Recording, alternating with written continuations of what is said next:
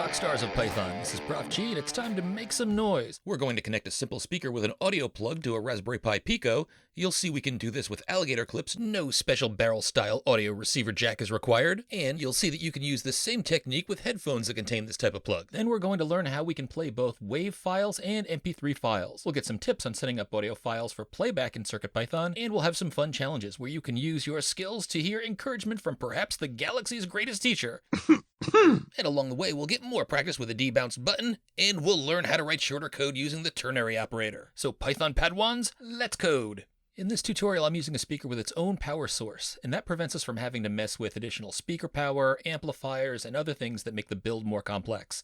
And here I'm using what's called a hamburger speaker. It's especially useful because it has a built-in rechargeable battery for portable projects, and it can be charged or powered from a USB cable that comes with it. These are pretty inexpensive and they're sold by lots of vendors. But if you have any speaker that has its own power in this standard pin-style audio plug, maybe an external cell phone speaker, or even a pair of plug-in headphones, then you can use those as well. Then all you need to do is clip 2 additional wires to this standard audio plug. Just clip your ground wire to the base or the sleeve of the plug, and the digital out wire should go to the tip. Now, one additional thing to note, this basic wiring and coding setup doesn't allow us to control the volume programmatically. If you want manual volume control, use a speaker that has its own volume control. Hamburger speakers often have just a low-high volume setting, but many speakers with this kind of jack will have a volume knob for more fine-grained loudness control. It is possible to add additional hardware like an amplifier, and in a future lesson we'll cover the audio mixer library, which will give us some control over the volume of a speaker. But for this tutorial, we're going to use the easiest setup that involves the least amount of work, complexity, and additional hardware. Here's a wiring diagram to show how to connect the speaker to my Pico W.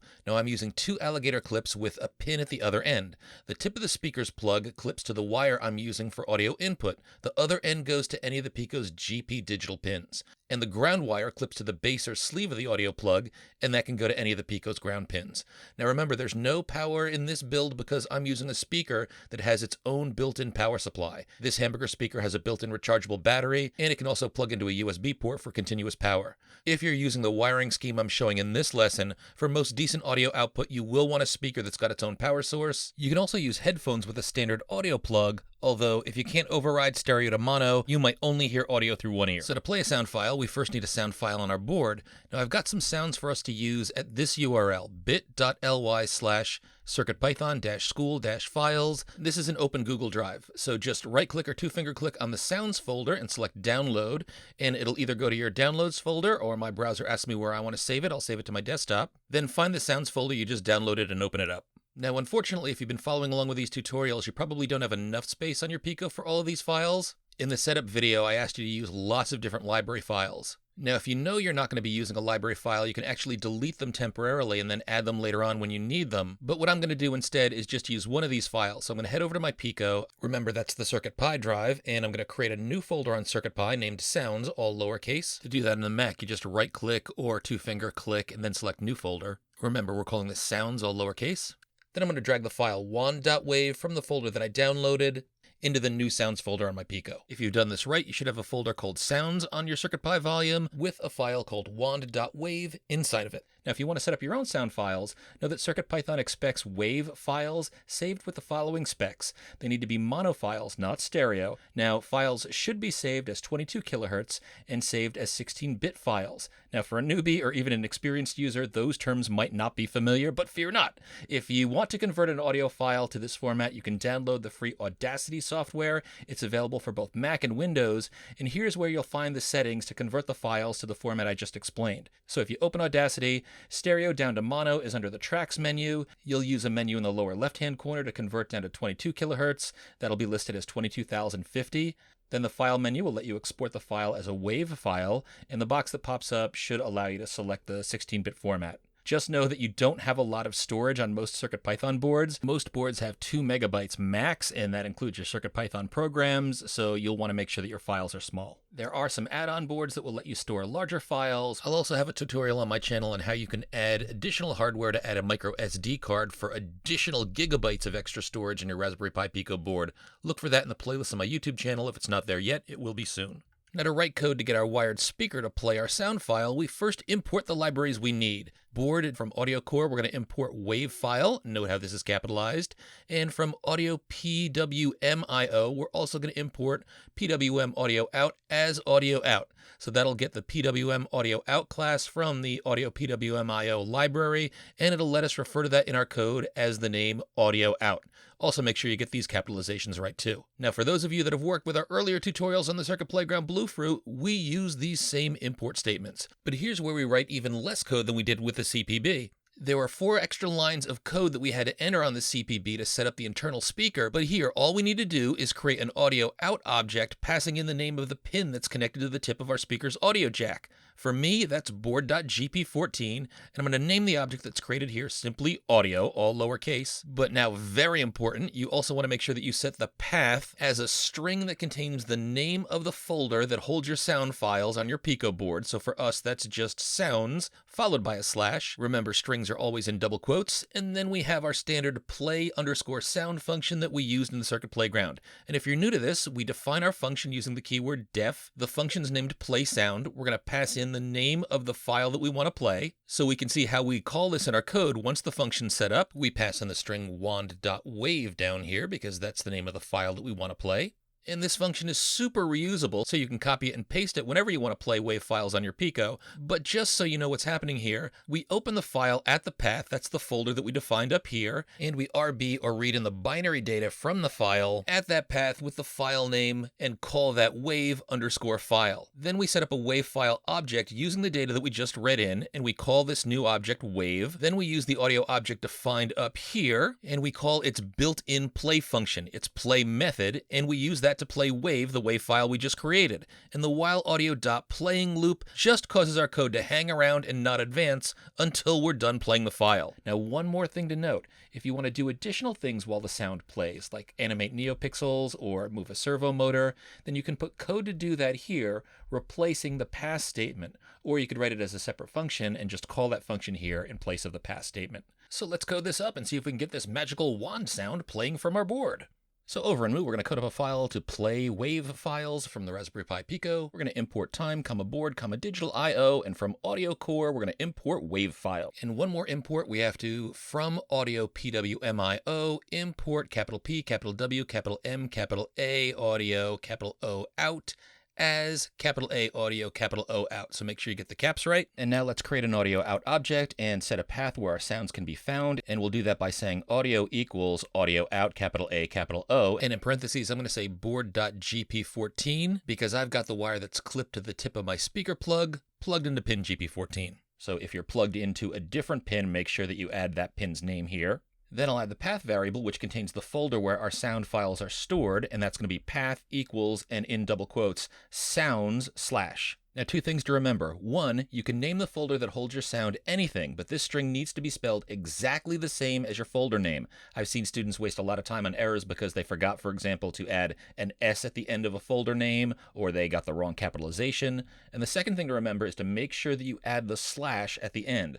The slash is a separator between your folder name and the file name, which we pass into the function when we call it. Now, if you ever get an error like this, no such file or directory, that means the file couldn't be found, so either the folder isn't spelled properly in the path, or you're missing your slash, or the sound file in your folder is spelled differently from the file name you're using in your code, or your folder simply doesn't have the sound file you're trying to play. So if you ever get this error, these are the things you need to check.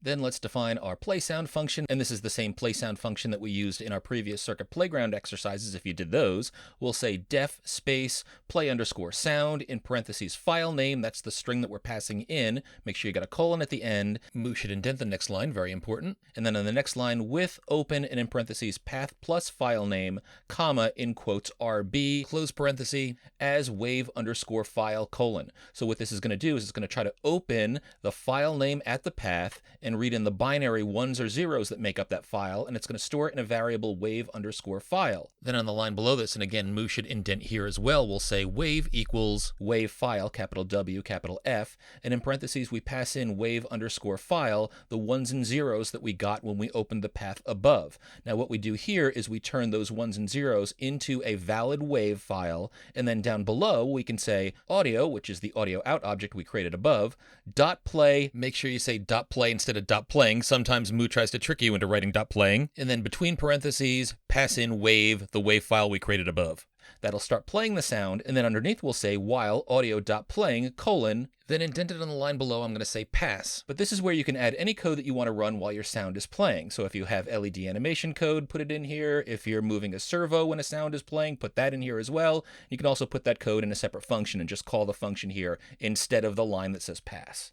And the code we've written above is very reusable. So anytime you want to play a WAV file, you can just copy and paste this code and you're good to go. Then, rather than using a while true loop, we'll just play the sound once and then our program will end. Then make sure you outdent all the way so you're not inside the play function that we just defined, and we'll call that function with play_sound, and in parentheses we'll pass in the name of the sound that we want to play. The name has to be a string, so between double quotes we'll say wand.wav. We open the serial monitor, and listen up as I save this as code.py to my CircuitPy volume. And we hear the lovely and magical wand sound. Every time we click on save, we run the code again, and we hear that sound again. Nice work! Now before we move on, let's save this code to our CircuitPython school folder as play wave sounds on a Pico. Then I'll close this tab and reload code.py on my Pico. And now we're going to learn how to play MP3 files. So why do we even have these two file types? Well, they are different. WAV files are an uncompressed file format, so these files are larger and they take up more space, but they're referred to as lossless files, meaning that there is no quality loss when we create a WAV file. Now, MP3 files are compressed. These files are smaller, but the compression can cause quality loss. So we refer to MP3 as a lossy file encoder. You can set some parameters when converting a file to MP3 so that you minimize the quality loss, but if you need a higher quality file or MP3s simply aren't performing for you, consider WAVs.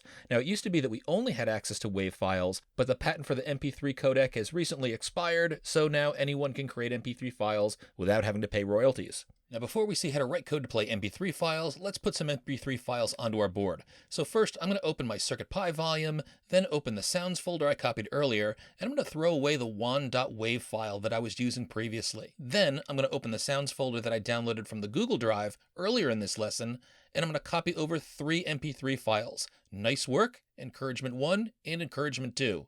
Make sure all 3 of these files end in MP3. You don't want the encouragement files that have WAV at the end of them. And it's worth noting that all 3 of these files fit on the Pico after deleting the WAV file. The MP3 files are much smaller.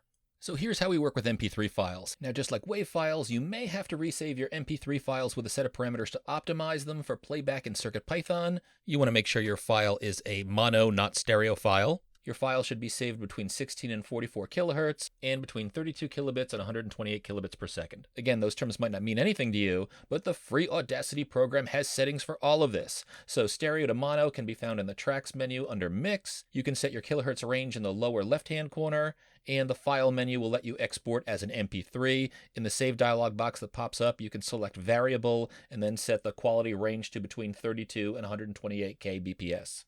Now back to our code. Everything that's different from playing back WAV files is in a red box. Instead of importing WAV file from Audio Core, we instead import MP3 decoder from Audio MP3. Now we still need to set up audio out, so this code will remain the same, and you also need an audio out object, and you need a path too. But this next slide is different. Now first we need to create what's called an MP3 decoder object. So it's going to take the 1s and 0s that we read from our MP3 file, and it's going to decode this into something that we can play through our speaker. Now it actually takes quite a bit of memory to create an MP3 decoder object, so instead of creating it every time we call a function to play an MP3 sound, we're just going to create this once before our play_MP3 function, and then whenever we need to play a new file, we're just going to go to the decoder that we created and update its file property by opening the file we want to play. Then we just call audio.play, passing in decoder, which now contains the updated file. Now before we can create an MP3 decoder, we actually need to read in an MP3 file. So that's why we have these two statements here. You can set file name to any file that's inside of your sounds folder, and if you didn't want to use 2 lines, you could just put the string directly into file name. We're not actually going to play this file at the start of our program, but we need it to create the MP3 decoder object, which is what we do in this line here. Now, instead of a play_sound function, we're going to call this play_MP3. So again, here's where we simply open the file we want to play. So we take the file name, and then we add this file that we open up to the property of our decoder object. Then we audio play, and what we pass in here is the decoder object. And then we have our while audio.playing pass. Remember, you can swap out pass for any code you want to run while the sound is playing. And then to play a file, you simply call play_mp3, passing in a string with the exact name of the file that you want to play. Make sure you get the extension right, .mp3. It's really easy to forget if you were working with waves to change this to .mp3. So now let's head to Moo and code this up. I'll change the comment to read play MP3 files from the Pico. And remember, in the third line here, we're no longer importing WAV file from Audio Core. Instead, from audio MP3, we import MP3 decoder, and note the capitalization. Then after we create the audio object and we set our path, we'll set up our MP3 decoder. First, I'll say file name equals the string nice-work.mp3. That was one of the files that we copied over to our sounds folder. Then below this, I'll read that file in, and I'll call it mp3_file, setting that equal to open, and in between parentheses, path plus file name, comma, and the string RB. Make sure you close parens. I could have put the string nice-work.mp3 in here instead of the file name, but I think on 2 lines it's a little more readable. Then down below, we'll create our decoder, and we'll call it decoder, setting this equal to the class name MP3 decoder, note the capitalization, and in parentheses, to create an object of this class type, we're going to pass in this MP3 file that we created up here. Now we're no longer going to have a play sound function. That's what we use to play WAV files. We're instead going to play MP3 files. So why don't we call this play_mp3? And this first line is going to change as well. So what we're going to do out front is we're going to set decoder.file, so the file property of the decoder that we created above, setting that equal to, but we'll keep the open path file name RB in here, but we'll delete the as WAV file at the end. And there's no colon at the end here. This just reads in whatever file name we pass in and sticks that into the file property of our decoder. Now we no longer need this line down here where we converted things to a WAV file, so delete that completely. And then these 3 lines down here that are outdented, let's highlight them and we'll shift tab so they're indented. Decoder.file, audio.play, and while audio playing should all be in the same indent level. And we don't call audio.play on WAV anymore, we call audio.play on decoder. So that sets up our play_mp3 function, and we can reuse that whenever we need to play MP3s. Just make sure you set up a decoder first. Then in our last line, we're not going to call play sound anymore, we're going to call play MP3, and we'll be sure to pass in a string for an MP3 file. We'll use nice-work.mp3. So now let's open the serial monitor, click on save. Nice work. Ho-ho! And nice work! I agree with that. Let's press save again. Nice work. Nice work, CircuitPythonista. Now you know how to play both WAV files and MP3 files on your Raspberry Pi Pico. I think that leaves you ready for a challenge.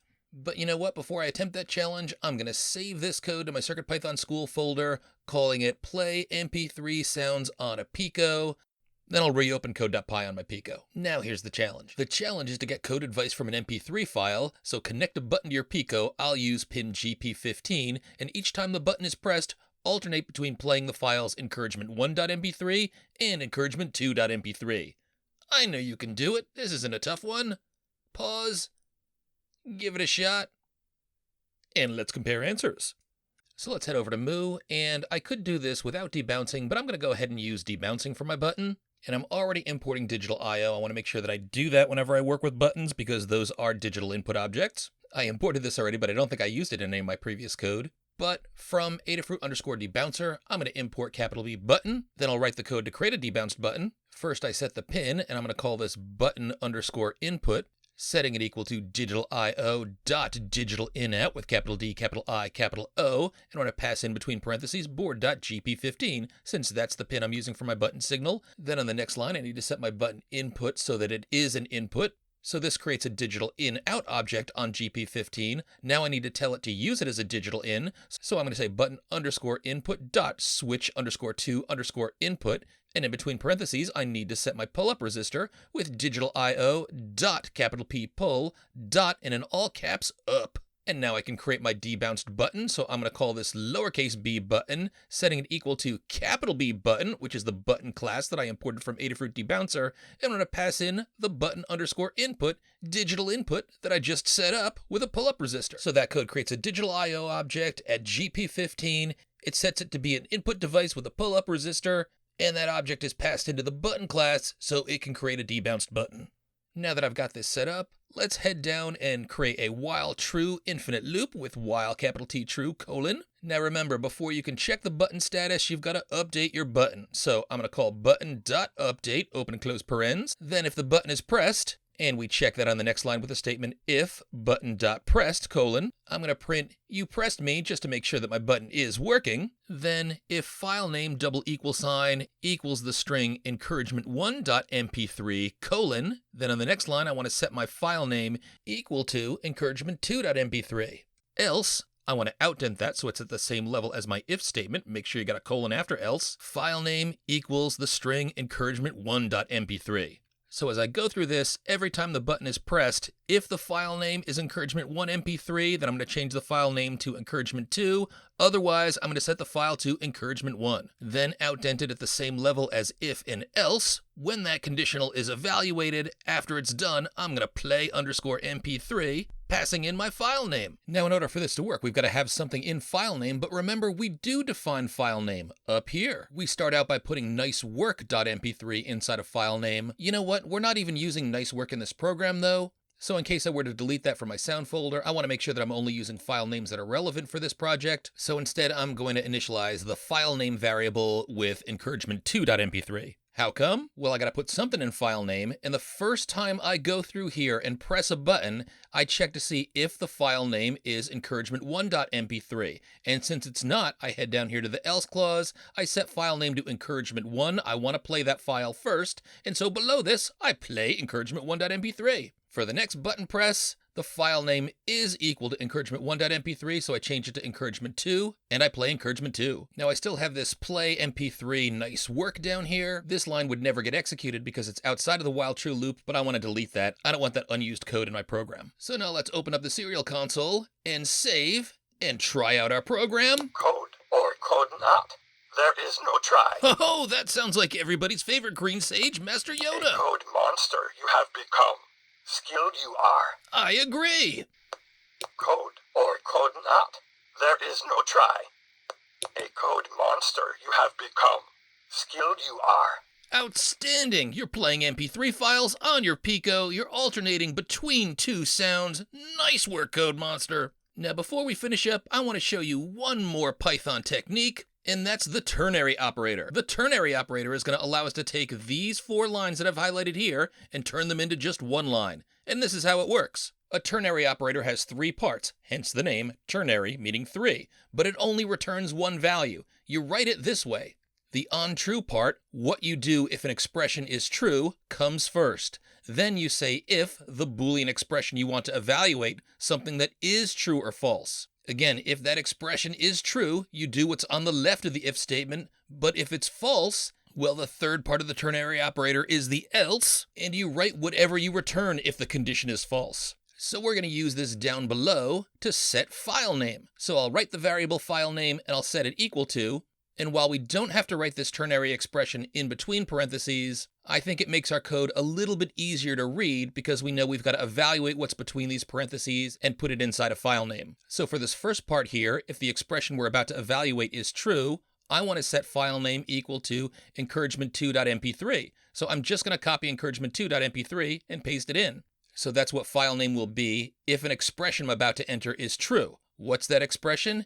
If this guy right here, file name encouragement1.mp3. So I'm going to copy this bit in here and paste it in after my if as the Boolean expression. You don't want the colon at the end of this though, it's all on one line. Remember, a Boolean expression has only 2 answers, true or false. If it's true, we go to the left. If it's false, we go to the right. So we follow the expression with the keyword else. And if it is not true, it's false that file name equals encouragement1.mp3. Then after the else, I want to pass encouragement1.mp3, copy this here, paste it after else. That's what's going to go into the file name. So I'll shrink this down so you can see it on one line.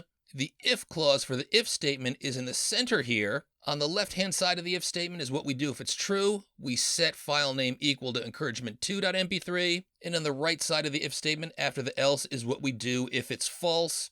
We'll set file name to encouragement1.mp3. So these 4 lines are now in a single line statement. I'm going to delete these 4 lines. Normally I advise students, if you have a choice between writing code that's more readable or code that's shorter, it's best to make your code more readable.